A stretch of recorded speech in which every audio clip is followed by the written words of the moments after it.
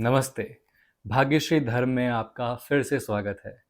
अब हम बात करेंगे अध्याय 1 श्लोक 7 की। इससे पहले हमने जाना था कि श्लोक नंबर 4, 5 और 6 में दुर्योधन किन किन महारथियों के बारे में बताते हैं और वो क्या क्या चीज़ें रिप्रेजेंट करते हैं। जब द्रोणाचार्य को दुर्योधन ये बता देते हैं कि पांडवों की सेना में आखिर कौन कौन से महारथी हैं, कौन कौन से बलशाली लोग हैं, कौन कौन से ऐसे लोग हैं जिनके बारे में उनको सचेत रहना चाहिए और हो सके तो उनके बारे में उनको खास ख्याल रखना चाहिए। इसके बाद दुर्योधन एक नई चाल चलते हैं। अब वो द्रोणाचार्य से कहते हैं, अस्माकं तु विशिष्टाये तान्नि बोध विजोत्तम नायका मम सैन्यस्य संज्ञार्थम ताम्रवीमिते। इस श्लोक में दुर्योधन द्रोणाचार्य से कहते हैं कि हे ब्राह्मण श्रेष्ठ, अब तो आपने जान लिया है कि पांडवों की सेना में कौन कौन से महारथी हैं। अब आपकी जानकारी के लिए मैं बता दूं कि हमारी सेना के सेनापति किस तरह से महान हैं और कौन कौन है। अब यहाँ पे ये बात थोड़ी अटपटी सी मालूम पड़ती है कि एक तरफ युद्ध होने वाला है, तैयारियां जोरों शोरों पे हैं, हर कोई लड़ने के लिए तैयार है, हर कोई मर मिटने के लिए तैयार है। तो इस समय पे कौरवों के लीडर, कौरवों के नेता दुर्योधन द्रोणाचार्य से किस बारे में बातें कर रहे हैं। हमने पहले यह समझा था कि हो सकता है दुर्योधन द्रोणाचार्य को खास तरीके से गुस्सा दिलाने की कोशिश कर रहे हैं। वो चाहते हैं कि द्रोणाचार्य अपना पूरा 100% दे दें कौरवों के लिए। लेकिन अब हमें ये दिखाई दे रहा है कि पांडवों की सेना के बारे में तो बताया, लेकिन अब कौरवों की सेना के बारे में क्यों बताया जा रहा है? क्या द्रोणाचार्य को यह मालूम नहीं कौन कौन सेनापति है और वो क्या कर सकते हैं? वैसे देखा जाए तो द्रोणाचार्य को तो सब कुछ पहले से ही मालूम होना चाहिए था। द्रोणाचार्य कोई आम इंसान तो नहीं है, वो शिक्षक हैं, विद्वान हैं, वो गुरु हैं। उनको तो लगभग सभी के बारे में सारी जानकारी रही होगी। तो फिर दुर्योधन अब अपनी ही सेना के बारे में क्यों द्रोणाचार्य को बता रहे हैं? इसके बारे में अगर हम दोबारा सोचें तो हमें यह भी समझ में आता है कि हो सकता है दुर्योधन का असमंजस बढ़ते जा रहा है। हो सकता है कि जैसा रिएक्शन वो द्रोणाचार्य से चाहते थे उनको वो नहीं मिला, या हो सकता है कि द्रोणाचार्य का रिएक्शन जो आया वो दुर्योधन ने जो सोचा था उसका बिल्कुल उलट आ गया। हो सकता है दुर्योधन ये सोच रहे हैं कि द्रोणाचार्य अब कहीं डर ना जाएं, द्रोणाचार्य को कहीं ये ना मालूम हो कि पांडवों से संधि करना ही बेहतर है, और कहीं द्रोणाचार्य ये ना बोल पड़े कि दुर्योधन बेहतर यही है कि तुम पांडवों से संधि कर लो, उनसे हाथ मिला लो और युद्ध का रास्ता छोड़ दो। दूसरी, हमको ये भी समझ में आता है कि दुर्योधन जो है वो अब जिन जिन महारथियों के नाम बताने वाले हैं जो इन्हीं की सेना में हैं, वो इन्हें इसीलिए बताना चाह रहे हैं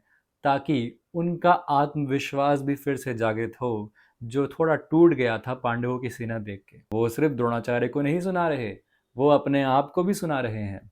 वो अपने आप को भी बतला रहे हैं कि मेरे पास अश्वत्थामा है, मेरे पास भीष्म पितामह है, मेरे पास गुरु द्रोणाचार्य हैं, मेरे पास कर्ण जैसे वॉरियर्स हैं। तो यहाँ पे जब हम गीता पढ़ते हैं, समझते हैं, तो किसी भी एक बात का सीधा सीधा मतलब कभी नहीं आता। यहाँ पे 2 और 2 भी 4 है, यहाँ पे 3 और 1 भी 4 हैं, और अगर कोई बहुत ज़्यादा डीप सोचे समझे तो 1 और 1 भी 4 हो सकते हैं। जैसा कि हमने पहले बात करी थी, दुर्योधन यहाँ पे द्रोणाचार्य को कहते हैं ब्राह्मण श्रेष्ठ। वो उन्हें इसीलिए कहते हैं और उन्हें याद दिलाते हैं कि वो ब्राह्मणों में श्रेष्ठ हैं, ताकि वो कुछ ऐसा काम ना कर दे जिससे ब्राह्मणों की इज्जत पे धब्बा लग जाए।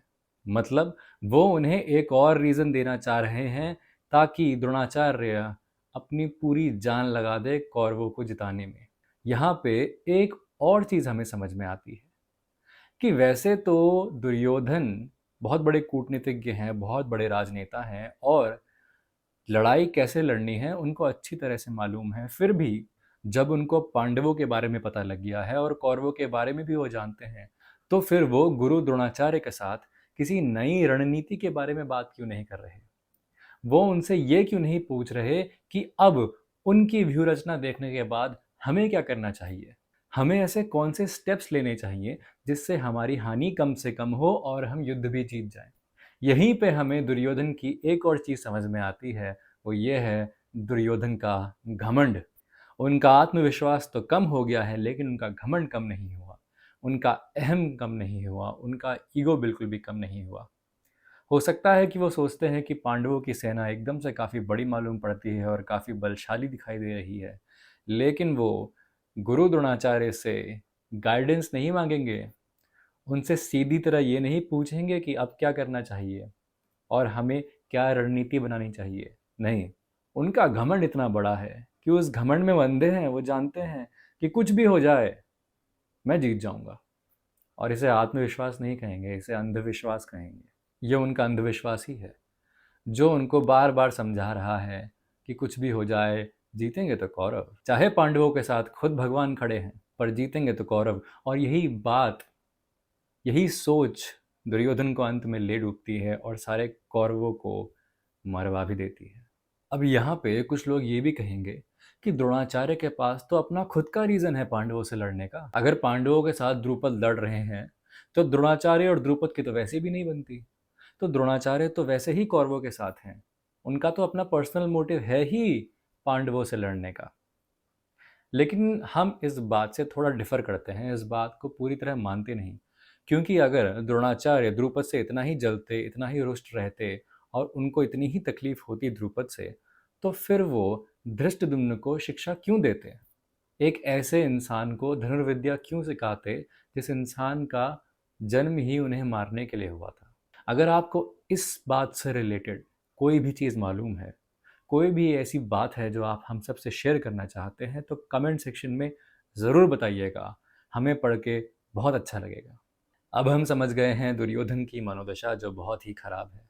हम समझ गए हैं द्रोणाचार्य की मनोदशा जो वैसे तो कुछ नहीं कह रहे, लेकिन उनके ना कहने पर भी दुर्योधन की बातें हमें समझा रही हैं कि वो इस समय नम है।